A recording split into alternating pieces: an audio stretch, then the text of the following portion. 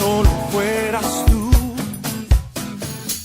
quien lo pudiera hacer. Hola, buenas tardes, queridos oyentes de la radio. Estamos transmitiendo este día jueves por FM 105.7, Radio de la Fe. Una sintonía del cielo para bendecir tu vida. Y en este día especial vamos a tener una entrevista con el licenciado Esteban Brizuela. Vamos a estar hablando de un tema caro a los sentimientos patrióticos, como es el Día de la Bandera y el recordatorio de la muerte del general Manuel Belgrano. Pero antes de hacer esta entrevista quiero compartirte una reflexión espiritual.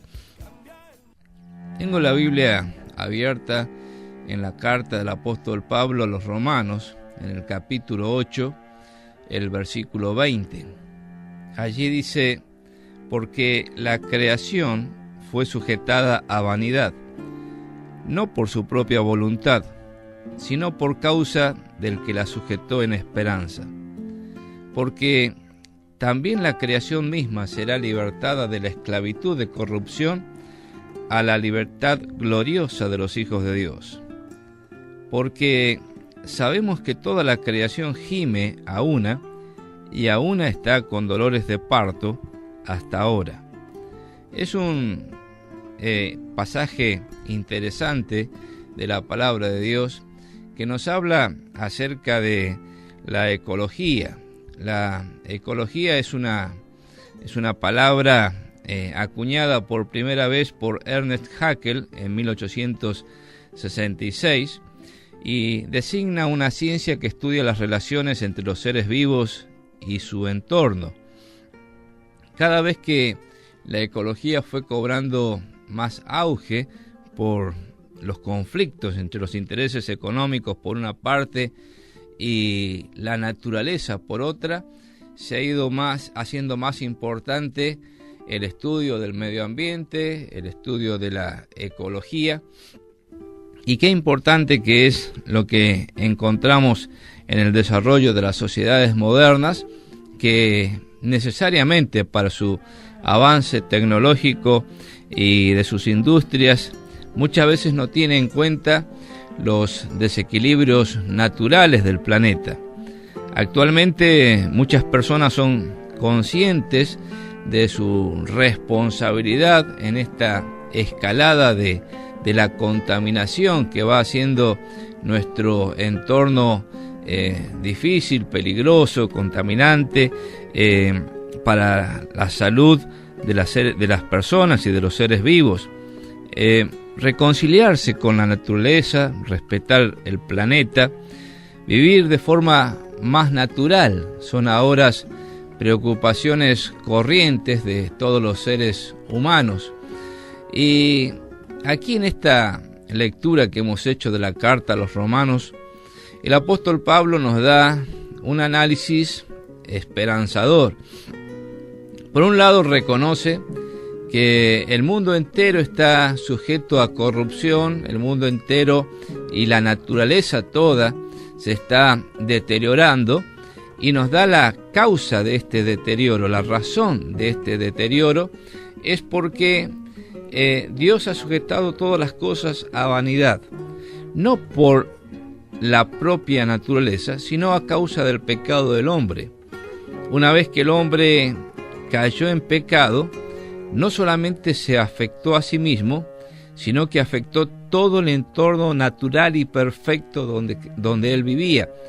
Estaba en el huerto del Edén, un medio ambiente perfecto creado por Dios, y a partir de su desobediencia a Dios, a partir de que el hombre dejó de tener una relación perfecta de comunión con Dios, entonces Dios lo sacó de ese huerto, y el hombre quedó destituido de la entrada a ese entorno perfecto que Dios había creado, y tuvo que vivir en un mundo que le es adverso.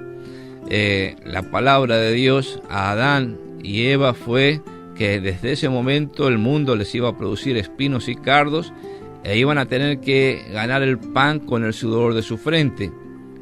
Claro, a partir de la entrada del pecado en el mundo, toda la naturaleza está sufriendo. Pero dice el apóstol Pablo aquí algo importante. Esta naturaleza que fue sujetada a vanidad va a ser restaurada, va a ser regenerada cuando el Señor Jesucristo venga. Nosotros los cristianos esperamos un retorno del Señor Jesucristo, una segunda venida del Señor Jesucristo. Y cuando Cristo venga, va a renovar todas las cosas o va a regenerar todas las cosas, aún la misma naturaleza. No solamente va a redimir el cuerpo, sino que también va a redimir el entorno, el medio ambiente en el cual vivimos los seres humanos. Y qué importante que es entender el poder de la cruz de Cristo, porque Cristo, cuando murió en la cruz del Calvario, no solamente derramó su sangre para redimir a los seres humanos de esa naturaleza caída que tenemos y restaurarnos, renovarnos o regenerarnos, dándonos una nueva naturaleza, sino que también ha puesto la base y el fundamento para regenerar toda la creación. Es el poder salvífico de la cruz de Cristo. Es el poder regenerador de la cruz de Cristo. Y qué bueno que es pensar en nuestra necesidad de reconciliarnos con Dios ahora. Porque dice el apóstol Pablo escribiendo a los Corintios, de modo que si alguno está en Cristo, nueva criatura es. Las cosas viejas pasaron, he aquí todas son hechas nuevas. No solamente necesita la naturaleza ser regenerada, sacada de este estado de corrupción, sino la misma humanidad necesita ser regenerada para ser liberada de su corrupción a causa del pecado. Ahora vivimos en este tiempo en el cual Dios lo está haciendo. Dios está llevando a cada persona en este tiempo el mensaje de la cruz, para que todos aquellos que aceptan a Cristo como Salvador personal sean regenerados, sean personas que son una nueva creación. Una nueva creación es un milagro que Dios está haciendo en este tiempo. Y te está llamando a vos, mi querido oyente, para que puedas recibir a Cristo en tu corazón y ser una nueva criatura. Te invitamos a tener un encuentro personal, espiritual con Cristo, para que vos también puedas experimentar la reconciliación con Dios y la salvación, no solamente de tu alma, sino también de tu cuerpo y en un futuro de todo el entorno en el cual nosotros vamos a vivir. Te habla el pastor Carlos Aguilera, te damos la bienvenida a nuestro enfoque bíblico de hoy y luego de un tema musical vamos a estar entrevistando al licenciado Esteban Brizuela.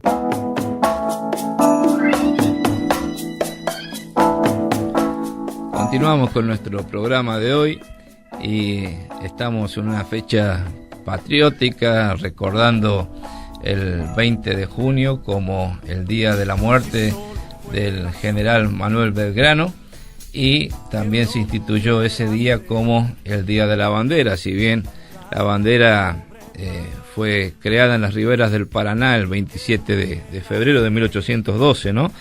Pero bueno, hubieron varios vaivenes hasta que la bandera fue reconocida como enseña nacional y finalmente se decidió por una ley del Congreso de la Nación que el 20 de junio sería recordatorio de la muerte del general Manuel Belgrano y también el Día de la Bandera.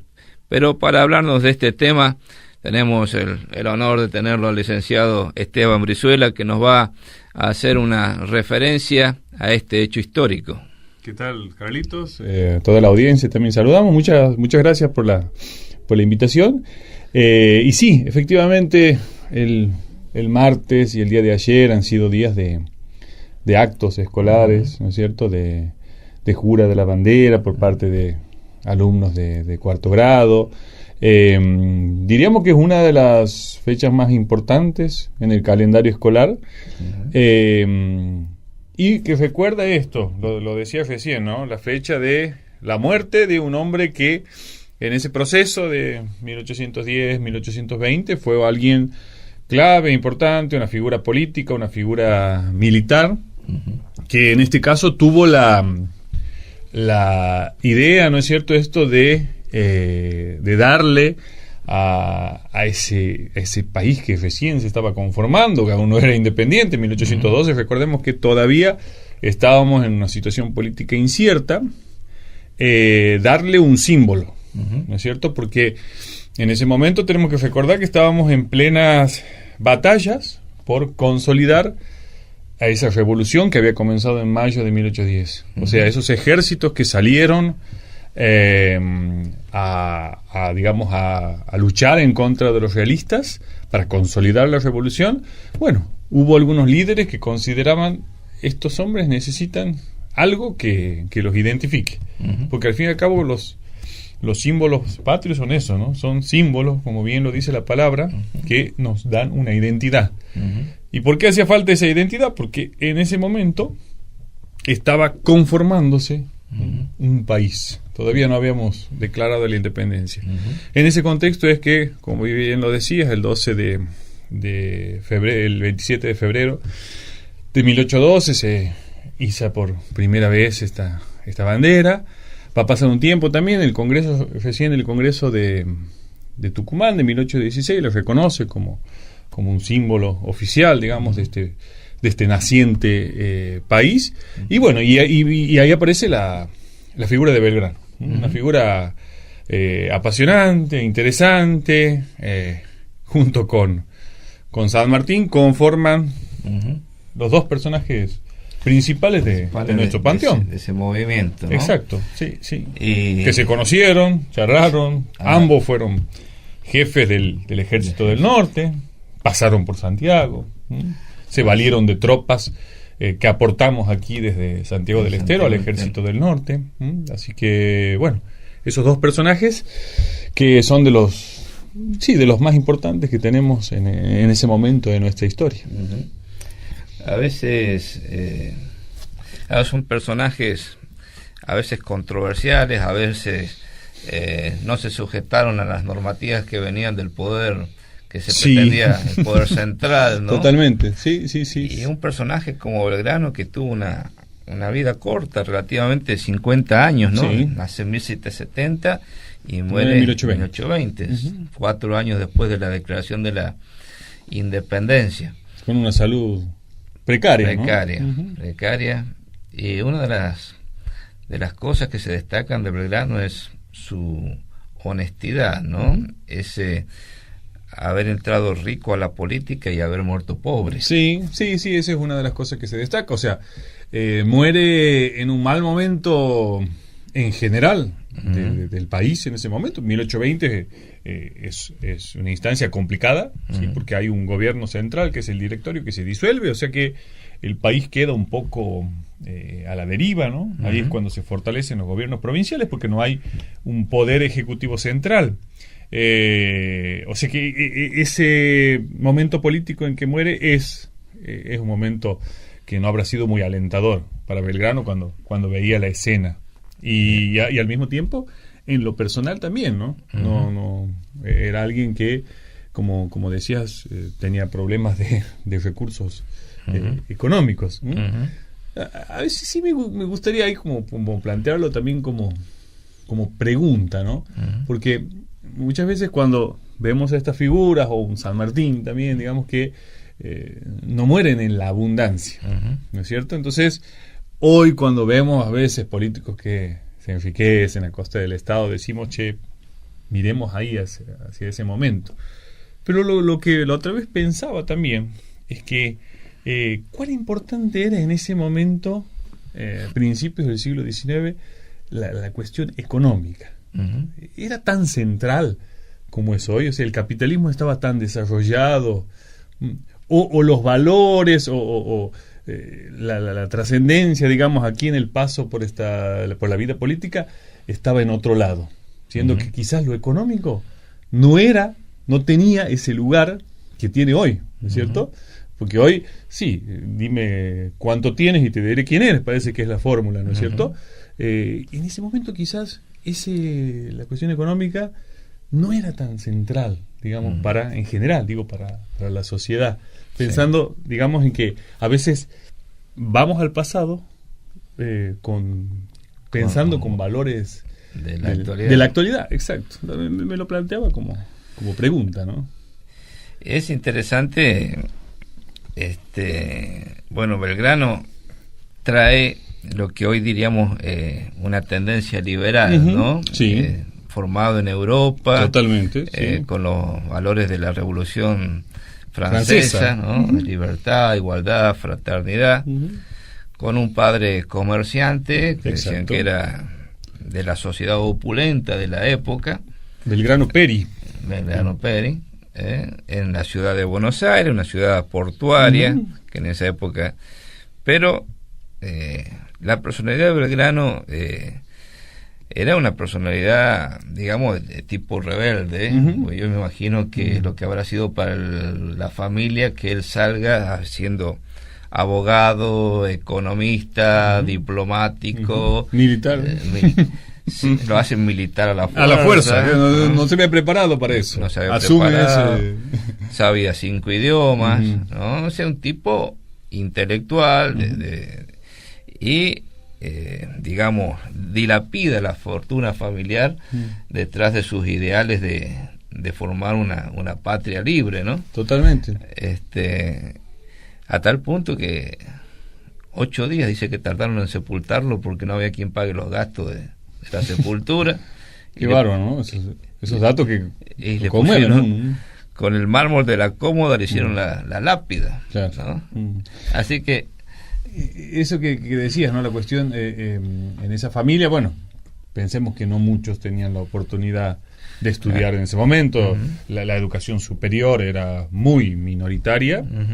Y bueno, Belgrano tiene el privilegio de ir a España, allí se va a formar en leyes, y ahí 1789, con Francia que se conmueve con la Revolución Francesa, con esto que decías de los principios de libertad, igualdad, fraternidad, que cambiaron la historia europea y en parte la de América también, ahí estaba Belgrano, cerca, en un país en el límite, ¿no es cierto?, con Francia, recibiendo las noticias mucho más rápido de lo que las hubiera recibido aquí. Y bueno, y en textos que podemos leer de Belgrano dicen: ahí se apoderaron de mí estas ideas de libertad, propiedad. Después vuelve, 1794, 1795, o sea, con 20 y pico de años.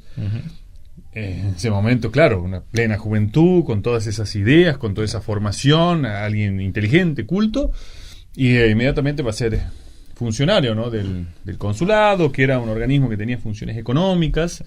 Ahí escribe sus famosas las memorias también del consulado, con ciertas recomendaciones sobre cómo desarrollar económicamente este territorio, que en ese momento era el virreinato de Río de la Plata. Y sí, vemos a un personaje totalmente inquieto, en ebullición, en plena, digamos, creación de ideas para poner en práctica aquí, porque eso también, no se trató solo de un intelectual que pensaba en su escritorio, sino que alguien que quiere llevar sus ideas, exacto, era pragmático, no era simplemente un teórico. Y a partir de la Revolución de Mayo tiene, digamos, ahí entre esa nueva élite criolla que se va creando, digamos, en ese momento, él va a tener un protagonismo importante, ¿no es cierto?, en la primera junta, claro.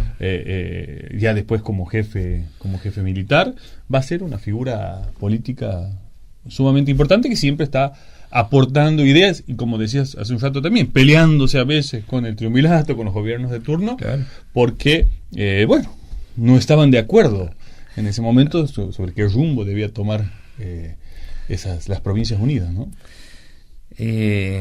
Sí, digamos también de paso que él inicia peleando en las invasiones inglesas, ¿no? Sí, sí. Ya no es que arranca después de la Revolución de Mayo, sino que ya tenía sus antecedentes pendencieros. Que es un momento importante eso de las invasiones inglesas, porque es cuando se comienza a producir la militarización. Hay un historiador que dice que ahí con las invasiones inglesas comienza este fenómeno de la militarización de la política también. O sea, muchos criollos que empiezan a adquirir experiencia con las armas, y son esos milicianos que habían tenido actuación ahí con las invasiones inglesas, los que después van a ser importantes en las milicias que se forman en 1810, ¿no? O sea, habían empezado a adquirir cierta formación y cierta experiencia ahí, con ese evento que tuvimos con las invasiones inglesas, ¿no? Y eso, bueno, eso como decía recién, va a servir también como antecedente a Belgrano, que no había tenido formación militar, pero bueno, a diferencia de San Martín, ¿no? Que viene con una experiencia súper importante, con una formación destacada. Aquí no, pero bueno, había que poner el cuerpo, ¿no? Y en este caso que vaya que lo puso, ¿no? Que lo puso, y podemos decir que con una mirada federal, ¿no? Sí. Por eso se peleaba con lo del triunvirato. Exacto, sí. Ahí tenemos también porque pensemos ahí, 1810, 1812, 1814 se presentan toda una serie de preguntas. Bueno, ¿qué hacemos? ¿Nos independizamos o no? Si nos independizamos, ¿qué tipo de gobierno queremos? ¿Cómo se van a elegir a los representantes? ¿Quiénes los van a elegir? Entonces empiezan toda una serie de preguntas que hoy más o menos las tenemos resueltas. O sea, hoy tenemos ya un sistema determinado de división de 3 poderes, un gobierno representativo. Bueno, en ese momento no. Claro. Estaba todo por hacerse. Claro. Entonces, claro, esa élite, miembros de esa élite tenían diferentes ideas. Y ahí aparecían también los que querían una tendencia más federal o confederal, digamos, mirando a Estados Unidos. Otros que no. Entonces, ahí estaban. Sí. Proyectos políticos, esa intensidad de esa vida política es interesante, ¿no? Pensar cómo estaba todo por hacerse y había ideas contrapuestas, y unos querían una cosa y otros querían otra, y bueno, eso también es la vida política, ¿no? Así es. Ahora estaba leyendo los principios económicos que Belgrano sostenía ya desde la Revolución, y son los mismos problemas que tenemos ahora en la Argentina, ¿no? Las mismas, totalmente. Mismas recetas que deberemos aplicar hoy. Sí. Bueno, están, como decíamos hace un rato, las memorias que escribía para el consulado. Están también su autobiografía, que después Bartolomé Mitre, cuando publica su biografía de Belgrano en 1857, publica también algunas partes de la autobiografía que estaban inéditas.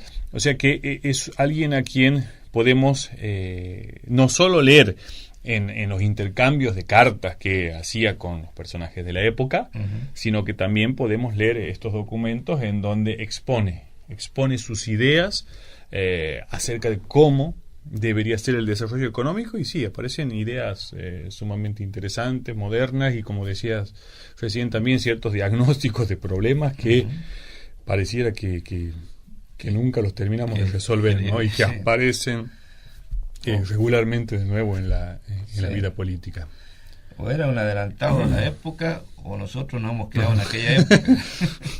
Buena pregunta para hacerse, ¿no?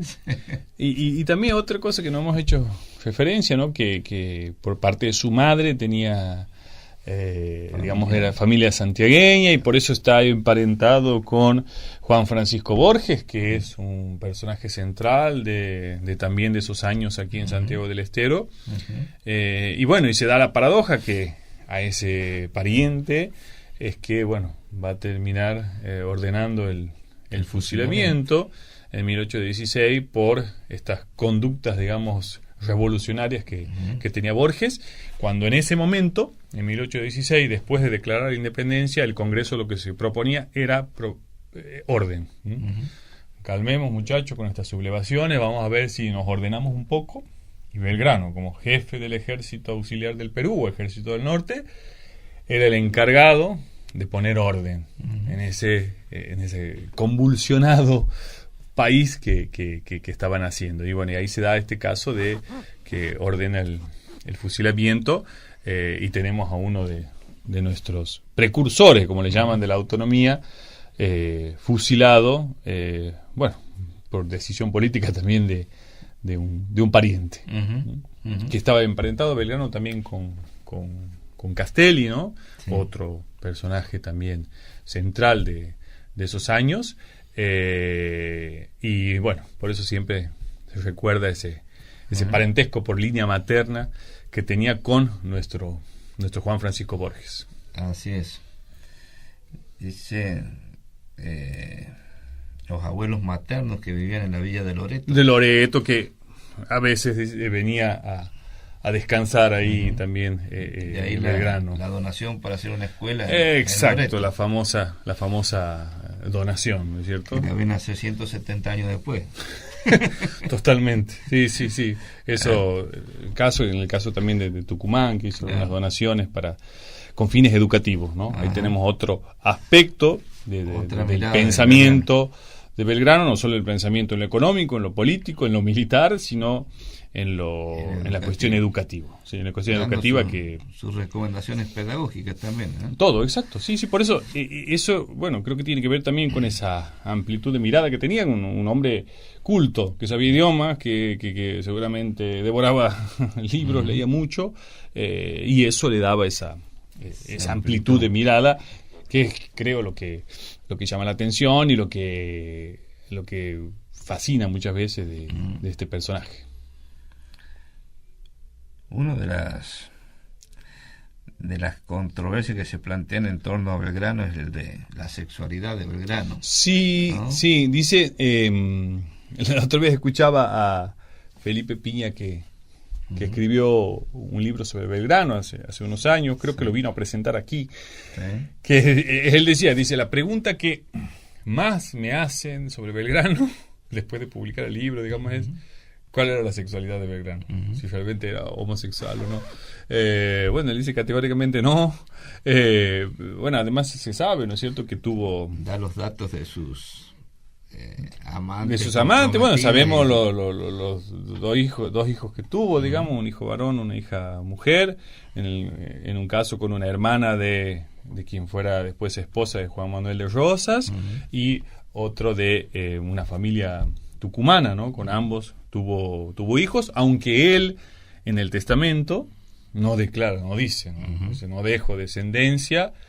Sin embargo, después unos hermanos de Belgrano se encargan de cubrir las necesidades, sobre todo de su hija, de Mónica, de una familia tucumana, ¿no? Y después ese dato también curioso, que es que el hijo de Belgrano, de Josefina Escurra, hermana de Encarnación Escurra, bueno, lo terminan criando en la casa de Juan Manuel de Rosas, ¿no? Que va a ser un personaje también fundamental como gobernador de Buenos Aires y líder del federalismo a partir de 1829. Entonces tenemos todas esas historias de los amoríos, ¿no?, de Belgrano, y en este caso esos hijos de los cuales no se hizo cargo porque todas sus energías estaban en la vida política. Eso también escuchaba la otra vez, ¿no? Se le puede criticar. Hoy, digamos, sería mal visto, ¿no es cierto? Un padre. Bueno, también hay que ver los valores con respecto a la paternidad de ese momento, ¿sí? No es lo mismo hoy el valor que se le da hoy a la paternidad, ¿sí? Que cada vez el varón tiene que asumir el rol, digamos, en igualdad, digamos, con la mujer en cuanto a responsabilidades, sino que en ese momento no era así. No es casualidad que haya tantos personajes varones, digamos, de esa época que hacían eso, ¿no es cierto? O que tenían hijos y, bueno, los veían muy poco porque se dedicaban a la carrera militar, a la política. Bueno, ese fue el caso también de Manuel Belgrano con sus hijos no reconocidos, podríamos decir. Y otro aspecto interesante de la vida de Belgrano es su religiosidad. Sí, ¿no? Sí. Un hombre creyente. Un hombre creyente, católico. Católico, exacto. Que designa a la Virgen como patrona del ejército, la Virgen de Itatiera, ¿no? Sí. Pero hay otro aspecto que aún en lo religioso fue controversial en Belgrano y que la historia se ha ocupado de taparlo, ¿no?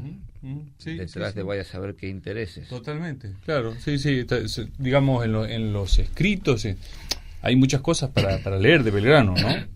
Estas memorias, decíamos, las cartas, hay otros casos en los cuales no podemos leer muchas veces el pensamiento de hombres de la época porque no dejaron escritos. En el caso de Belgrano lo podemos ver y los podemos leer y vemos también, ¿no es cierto? Esas convicciones en cuanto a sus creencias, ¿no? A sus creencias, a nombrar, ¿no es cierto?, a Dios, a la soberanía de Dios. Eso está presente en sus escritos. Bueno, como la mayoría era de religión católica, pero eso, ¿no?, la presencia también de sus creencias, ¿sí?, de su creencia en Dios, a través de lo que nosotros podemos leer hasta el día de hoy, ¿no? Bueno, vamos a hacer un cierre, ya que estamos en el tema. No sé si lo has investigado este asunto, pero uno de los temas interesantes en la religiosidad de Belgrano es la relación que tuvo con los escritos de Manuel Lacunza.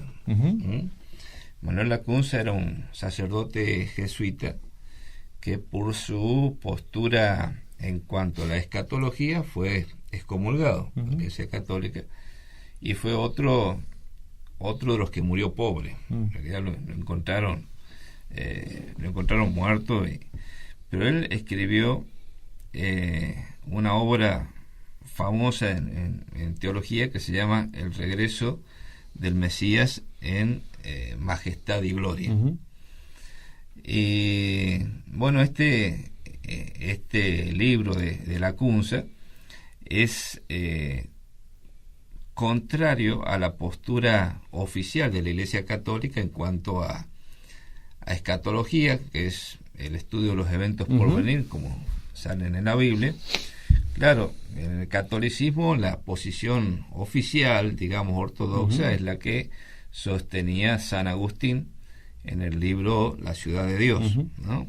De ahí surge una postura amilenial, digamos que la Iglesia en este tiempo tiene las bendiciones que Dios le había dado en el Antiguo Testamento a Israel. Israel ha sido dejado de lado y nosotros estamos viviendo en ese milenio, digamos, el cual va a terminar con la segunda venida de Cristo. Manuel Lacunza sale con una postura totalmente distinta. Él habla acerca del premilenianismo, o sea que Jesús viene a gobernar durante 1000 años, y luego de esos 1000 años sería el fin del mundo.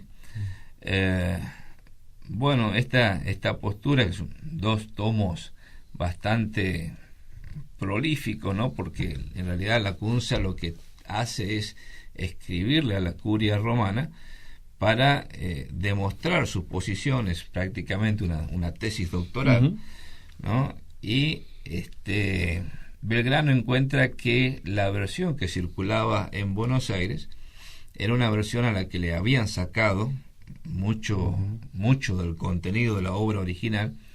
Él había conocido la obra original manuscrita a través de un monje dominico. Recordemos que su casa en Belgrano 430 en Buenos Aires estaba cerca del convento donde él está sepultado actualmente.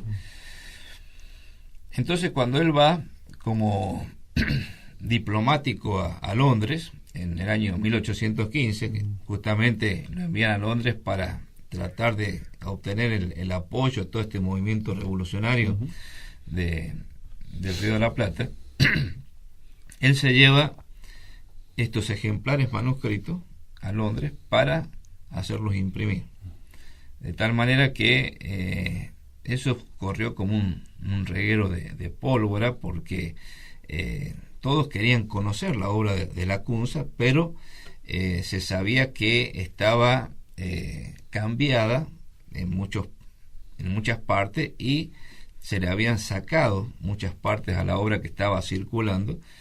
Entonces se hizo en Londres con una buena calidad.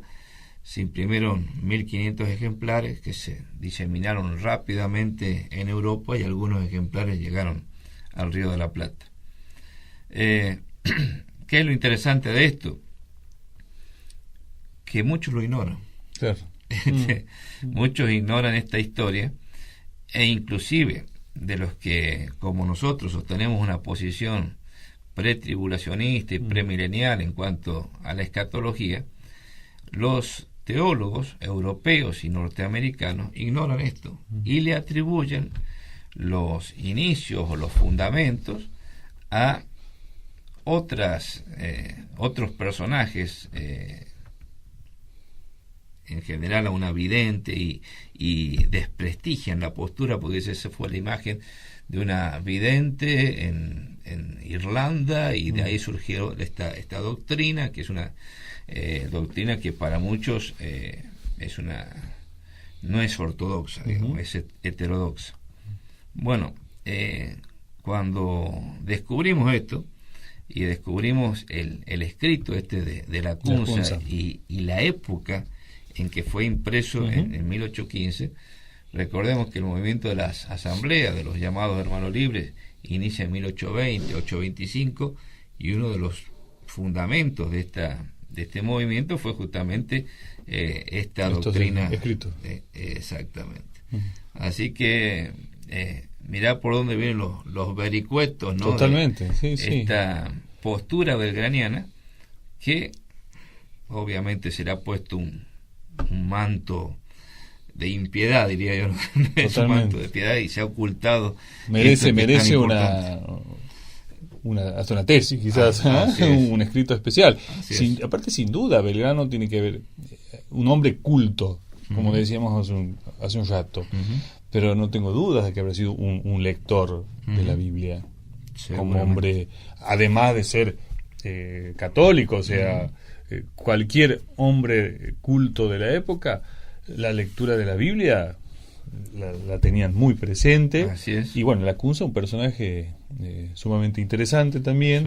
Sí. Y esto que mencionas acerca de esa influencia de Belgrano, me parece sumamente significativa. Sí.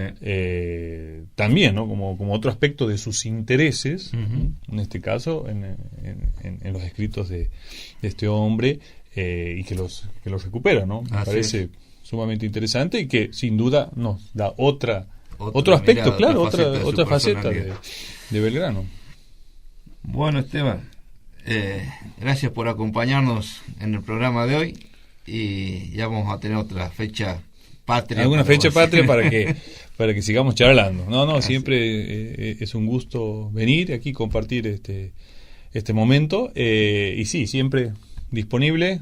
Estamos por dentro de poco presentar un manual de historia de Santiago del Estero, así que bueno, quizás haya ya otra oportunidad para charlar, en este caso de historia local. Sí, es un libro de texto para... Sí, un libro de texto pensado para escuela secundaria. Lo vamos a presentar el 11 de julio en el Fórum. Por supuesto, estás invitado. Esperemos lugar privilegiado le vamos a dar. 19:30 el 11 de julio en el Fórum. Así que bueno, tendremos oportunidad en otro momento de charlar también sobre ese trabajo. Buenísimo. Gracias, Esteban. No, gracias a vos. Bueno, nosotros escuchamos un tema musical y enseguida volvemos.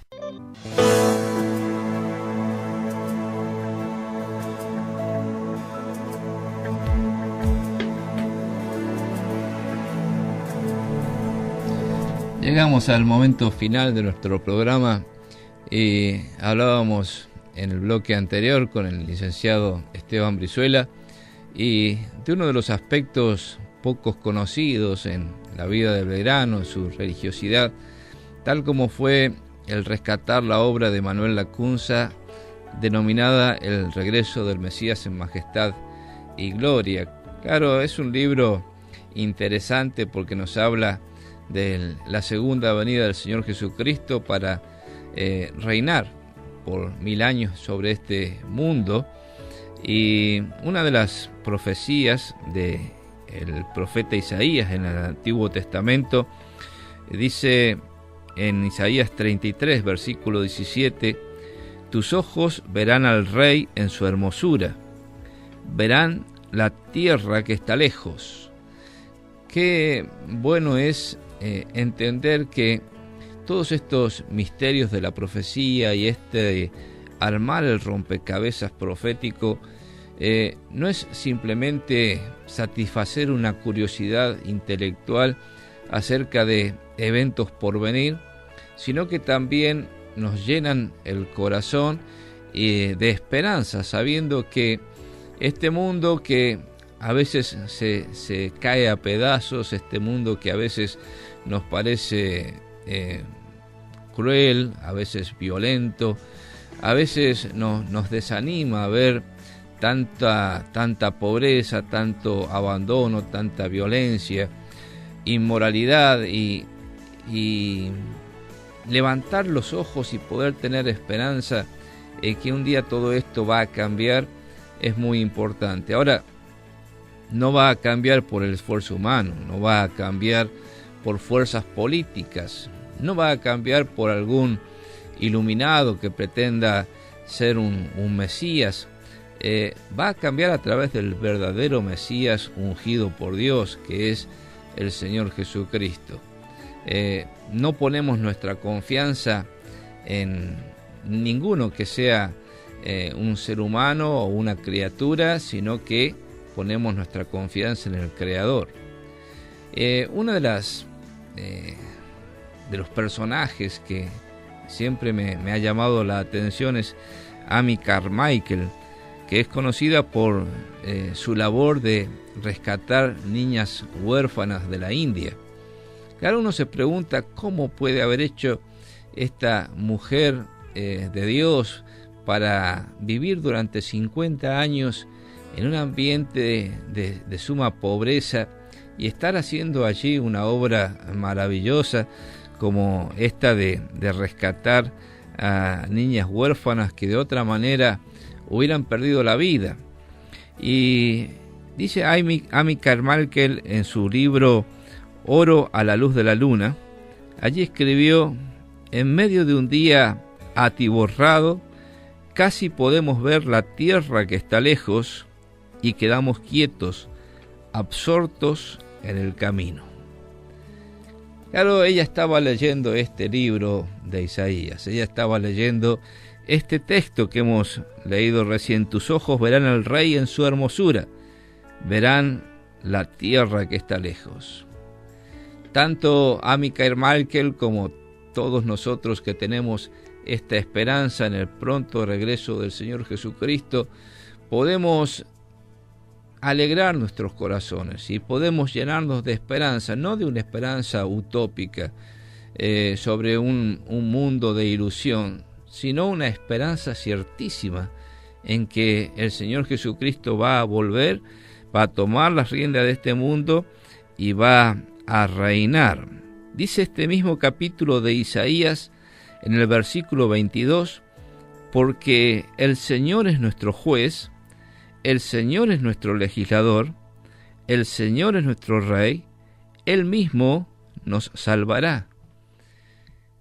Siempre me ha llamado la atención este texto, porque uno cree que fue Montesquieu el inventor de los tres poderes o las tres funciones del Estado: el poder ejecutivo, el poder legislativo, el poder judicial, y a eso le llamamos el poder republicano con las divisiones de poderes.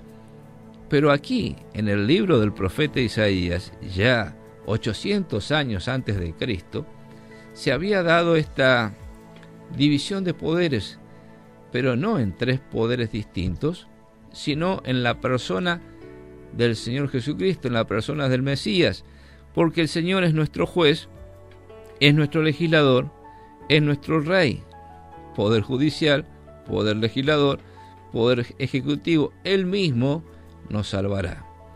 Así que Isaías aquí nos está dando una anticipación profética de que retorna el Señor Jesucristo, ya no como un siervo humilde para morir en una cruz, sino que ahora viene como un Rey victorioso, poderoso, como dice la Kunza, en majestad y gloria, para reinar. Y todos los que ponemos nuestra fe, nuestra confianza en Cristo como Salvador personal, tenemos esta bienaventurada esperanza, como la llama el apóstol Pablo. Y vos, mi querido oyente, ¿tienes esta fe en el Señor Jesucristo? ¿Tienes esta esperanza en el porvenir? Te invito a conocerlo más, te invito a conocerlo mejor, te invito a recibirlo en tu corazón como tu único y suficiente Salvador personal. No solamente cambia tu destino eterno, sino que cambia tu vida aquí y ahora. Abrile tu corazón a Cristo, recibilo en tu vida como Señor y Salvador. Te habla el pastor Carlos Aguilera. Te mando un fuerte abrazo con el deseo de que Dios te bendiga. Y si Dios lo permite, nos encontramos mañana a las 20 horas para un nuevo enfoque bíblico cristiano. Por hoy, nada más. Mañana nos volveremos a encontrar con un nuevo enfoque bíblico cristiano de la actualidad. Por Radio de la Fe, una sintonía del cielo para bendecir tu vida. Por su compañía, muchas gracias.